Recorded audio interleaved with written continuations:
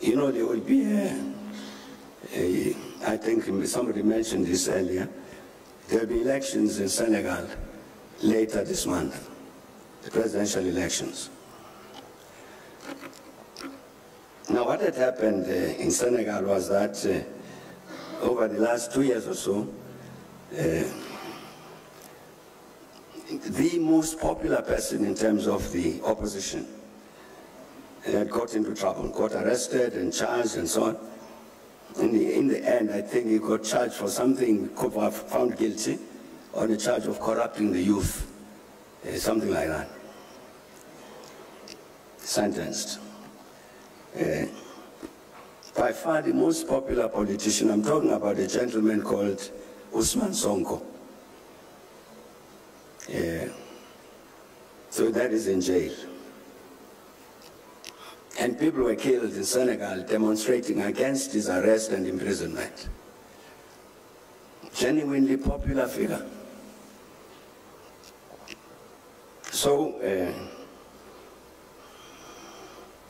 because of this concern about democracy on the continent, and Senegal stands out on the continent as one of the few countries on the continent which has never had a military coup. Since independence in 1960, there's never been a coup there. You'd have elections and then the incumbent parties lose elections and new ones take over. But there was a crisis now because here is the most popular leader who's opposite side of the president in another party, but is in jail. So we engaged with President Macky Sall to say, well, President, Senegal is very, very important on the continent as this great exemplar of democracy. Illustrates very, very firmly, very conclusively that we as Africans know how to manage democratic systems. And we can't afford to have Senegal fall back on that. And therefore, let the matter of Ousmane Sonko, who wants to run for president, let that matter be decided by the voters, not by prison warders. Yeah.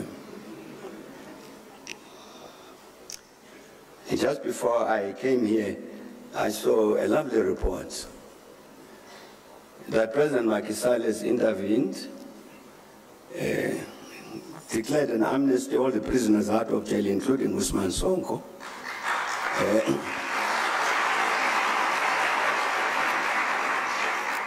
and pardoned various charges, as a result of which Ousmane Sonko is running for president. That was an excellent intervention made by the President of Senegal. Precisely to say it's a responsibility of the Senegalese or the rest of us to defend this democracy, particularly, you raised quite correctly, in the context of the military takeovers that have been taking place, particularly in West Africa. But I think we've got to understand this about the West Africa situation. You know, a few years back, you remember we had to work with Côte d'Ivoire, the Ivory Coast, Côte d'Ivoire, to help them to get sorted out. And one of the things that we found was that there was an agreement with France signed at the point of the independence of Côte d'Ivoire that France would maintain a military barracks in Abidjan, the capital. And the commander of the French troops, in any situation where he felt the security of Côte d'Ivoire or the security of France was threatened, he had the power, sovereign power, a French general, to take over the public station, broadcasting, and announce whatever he liked. It's one of the agreements, one of the 12 or so agreements. that not only Cote d'Ivoire, but many countries of the Francophone countries that signed with France at independence. Mali just now, has just repudiated all of those agreements. I think there were 11 or 12 of them, which include prescriptions about when you've generated a foreign currency, bank it in Paris. And Paris, the French franc then, would guarantee your currency, CFA. Part of what is happening in West Africa, Valisa, as you can see, is a rebellion by young officers against French neocolonialism. It's not only military coups to remove some elected president, but these young soldiers are saying, our politics since independence has respected this junior relationship with France. That must end. So you see the big confrontation between these countries and France. It has to do with ending like the agreements I've talked about. That you'd have a French general based in Cote d'Ivoire who has actually the power to intervene in Cote d'Ivoire as he liked. So it's an anti-new colonial rebellion.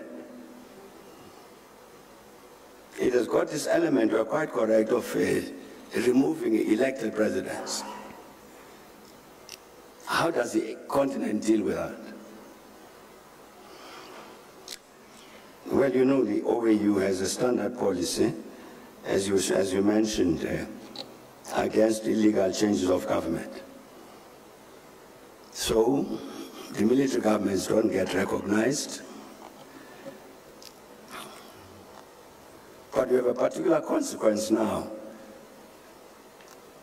where Mali, Niger, Burkina Faso decide that they are walking out of ECOWAS. Now that can be a positive development. What is to be done? It's not a question that we can answer here. But I think, again, I'm trying to say, it's necessary for us to understand the objective reality. What actually is happening? It's not just young soldiers who are hungry for power and therefore remove this elected president, no. That's why they talk about Thomas Sankara. Sankara took power by coup d'etat. He was a soldier.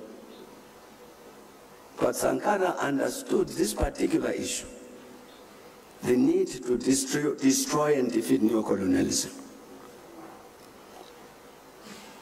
And that's what these young soldiers are saying.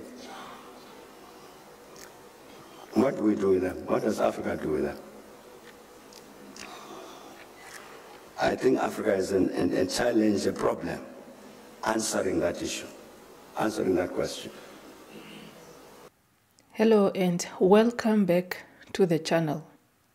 The situation of Western countries has bringing too much chaos, panic in the region because the presidents, they don't know which country is going to do the coup next. For the former president of Senegal, Macky Sall, has been postponing the election and refusing to give the date for the election since last year. People started to demonstrate, protesting about this issue, but the president was just holding his hand tight. Yeah, maybe he wanted to change the constitution to favor him so that he can run for the president for a third term. But the constitution of the country only allowed the president to run for a second term. Then the next person will come on power. But now we understand very well the situation of Western Africa, or the exploitation of the mineral resources that are being siphoning out, that are taken out to France. And their people, they are living in a dilapidated condition. We can no longer continue to obey France if our people are living in this condition, including the military officers. They cannot allow the country to be in such a condition because they are there to guide the country. This agreement that African countries signed for them to get independence, including all this nonsense, so that whenever we feel like, we will just take a state broadcast and we announced otherwise. The French left their country and came to Africa so that they can exploit the African resources the way they feel like. But after they gain independence, they still want to hold on to those countries so that they can still giving them whatever that they normally used to get during the colonial regime. That's why the youngsters, the young leaders, the militaries, they are standing up to oppose this nonsensical agreement.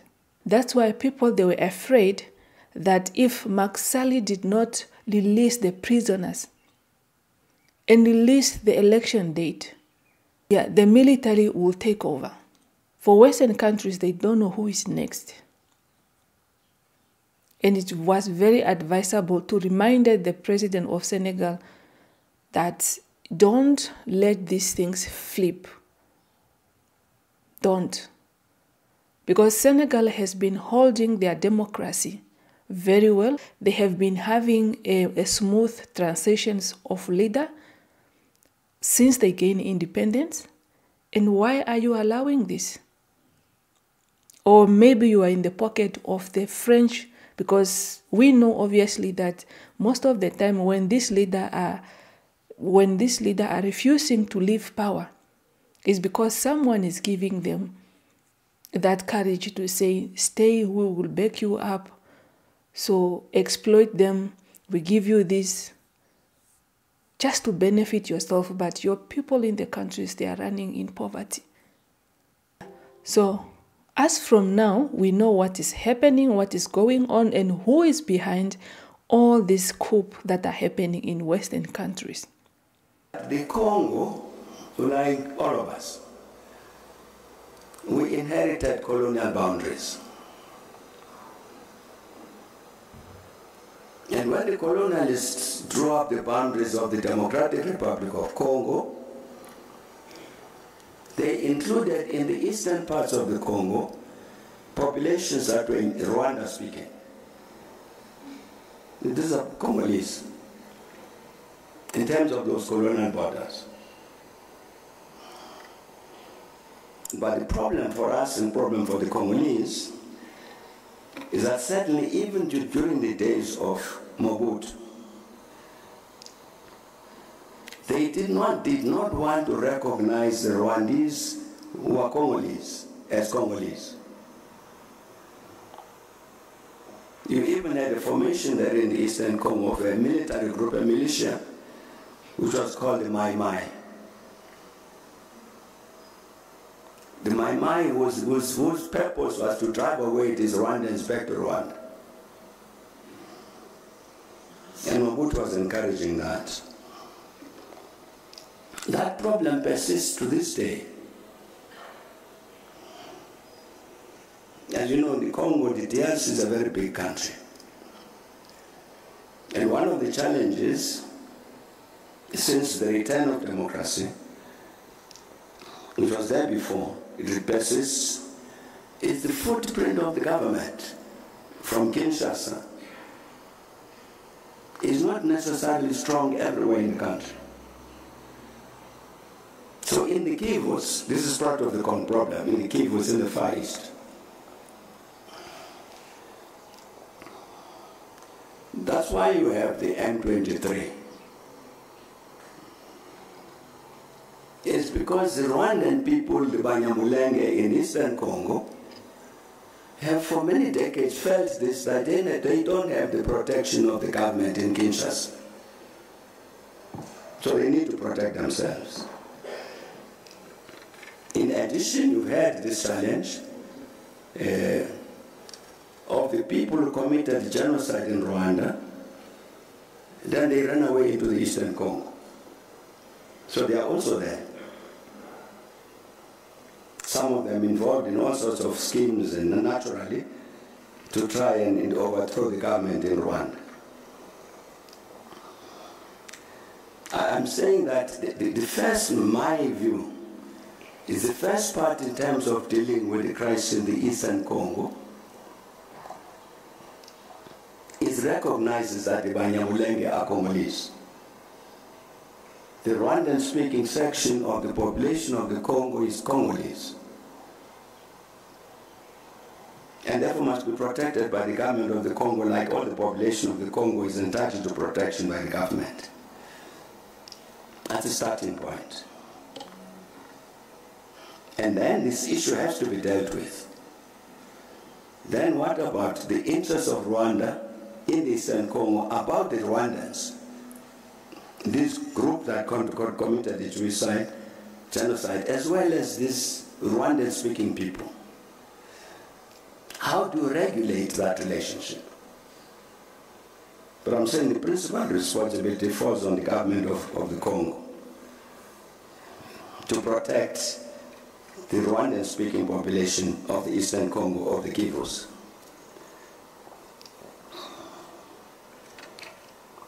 I think an understanding of those issues, why the coups d'etat in West Africa, why this commotion in the Congo, we must, fortunately we are, as members of this particular school, as it was explained, we must be the first ones to understand the objective reality.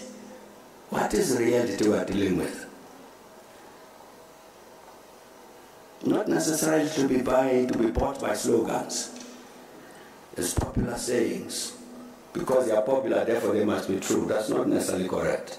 Master President is also telling us the way it is when it's come to the situation of Congo DRC and Rwanda. I made a video about Rwanda. M23 labels, they are running back to Rwanda to retrieve. We want the situation of Rwanda and DRC to be solved. Imagine DRC was a member of SADC, but because of this war, they have to move to East African community so that they can harmonize the situation between the Rwanda president and Rwanda people. That move did not bring any positive to President Tshisekedi. President Kagame recently came out to tell us that yes, they have been using Rwanda to pass through their natural resources or minerals that are taken from DRC. And that is what we wanted to hear from him, because he's a man of integrity. That movement of M23 labels retrieving in Rwanda and go back and hit the Eastern DRC, that situation, it needs to be stopped also. We know what is happening on the ground just because of the natural resources that are being uprooted from DRC, and they are passing through all those countries that are being mentioned. And thank you so much for watching. Subscribe to the channel, turn on your notification so that you can get the notification whenever I upload the video. Share the video to your loved one. And don't forget to leave your comment down below so that we can continue with the conversation in the comment section. And see you on my next one. Bye-bye and bye.